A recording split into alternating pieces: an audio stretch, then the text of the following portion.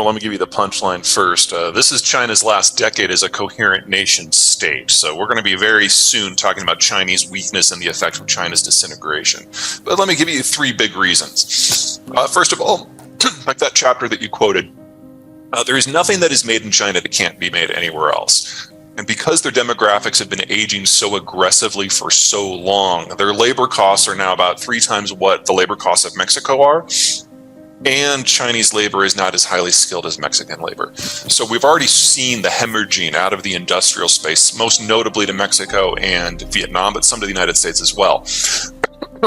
In fact, the United States is competing on some of these sectors that we honestly had given up on, because now with the shale revolution, our energy prices are the lowest in the world. Our electricity prices are the lowest in the world. So we're in this weird world where the United States excels at the high end and the low end at the same time, while the Mexicans take care of everything in the middle. It's a very successful system, and it's out-competing the Chinese on most metrics. Second, the Chinese do not have the naval capacity to push out from their own coast. Yes, they've got a lot of vessels, but only about 10% of them can sail more than 1,000 miles from the coast, and that assumes no one's shooting at them and they're going slow to save fuel. Really, the operational range for the Chinese Navy is only about 300 miles. So they can't get past Vietnam, much less to the Persian Gulf if there's an energy crisis. And then third, back to those demographics. Since the book came out, the Chinese have been updating bit by bit their census data, and they've now come to the public conclusion that they overcounted their population by in excess of 100 million people,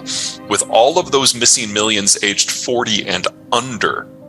If that is true, and I can't imagine that they'd be bad-mouthing themselves to make themselves look good. I mean, the logic of that's weird. If that's true, we are talking about the fastest workforce and population decline ever in human history. And we don't even have an economic model as a species for what will work with a Chinese system just 5-10 years from now, because they won't have enough people to do the work, and they certainly won't have enough people to consume.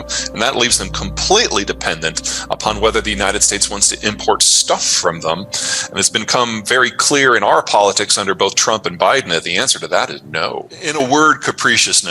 Chairman Xi of the CCP has now gutted the system so wholly that there is no longer any institution within the system that has any authority aside from him, his person. The CCP is a shell of what it used to be. The analysts are gone. The intelligence officials who are intelligent are gone. He has executed or imprisoned or intimidated into silence everyone within the PRC who's capable of conscious thought. It's a one-man show now. And so policy reflects what he says on any given day, and then the bureaucrats take it one of two directions. Number one, they wait to be personally told what to do, so we get scoliosis. Or two, they're zealots and they think they're doing what he wants, and that's how you get people out in EV suits, dusting runways with virusicide in order to disinfect them during COVID. So the ability of this country to carry out functional policy is now gone, and it's down to the whims of one man with a bureaucracy that doesn't know what to do with that. We're seeing organizational failure in real time.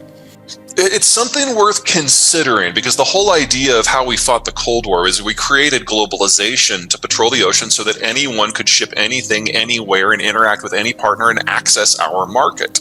That's how the world rebuilt itself after World War II.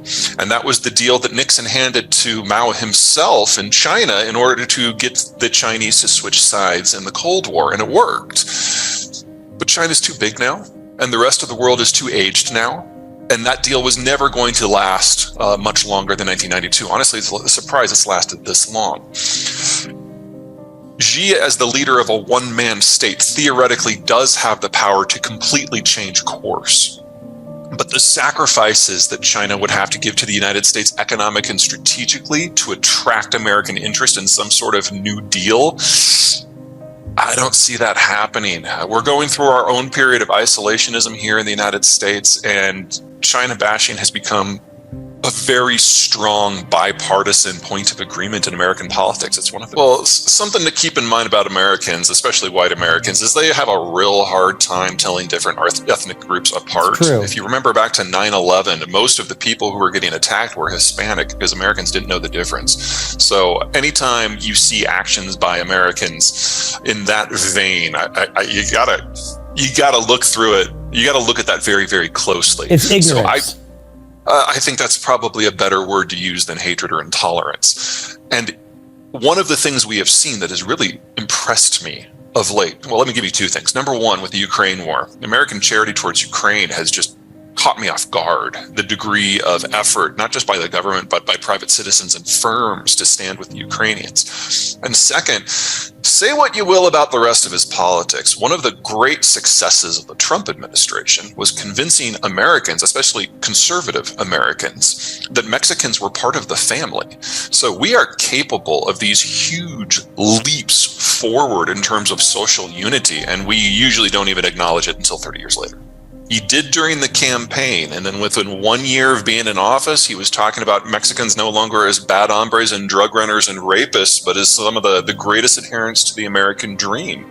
And under Trump, believe it or not, relations between Mexico and the United States were The rise of China in the last few decades has been nothing short of remarkable. It has transformed itself from a poor, agrarian society to a modern, industrialized superpower in a relatively short period of time. However, some experts believe that the country is heading for a major crisis in the coming decade, which could lead to its disintegration. There are several factors that could contribute to China's potential downfall. The first and most obvious is the country's demographic challenge. China's population is aging rapidly, with the proportion of people aged 65 and above set to rise from 12% in 2020 to 25% by 2050. This will put immense pressure on the country's healthcare system and pension scheme, as well as reducing the number of people available for work. Secondly, China's economic model is unsustainable in the long term. The country has relied heavily on exports and investment to fuel its growth, but this model is starting to show signs of strain. The global economic slowdown, coupled with rising labor and raw material costs, is making it harder for China to maintain its competitive advantage. Thirdly, China is facing a severe environmental crisis, which could have catastrophic consequences for the country's long-term sustainability. Pollution levels are among the highest in the world, and the country is struggling to keep up with the demand for energy and water. This could lead to major social unrest as people become increasingly frustrated with the government's inability to address these issues. Finally, China's political system is highly centralized and authoritarian, which could lead to political instability in the event of a major crisis. The government's crackdown on dissent and its lack of transparency have already led to protests and unrest in certain parts of the country, and this could escalate if the economy starts to falter. Despite these challenges, there are still some who believe that China will continue to thrive in the coming years.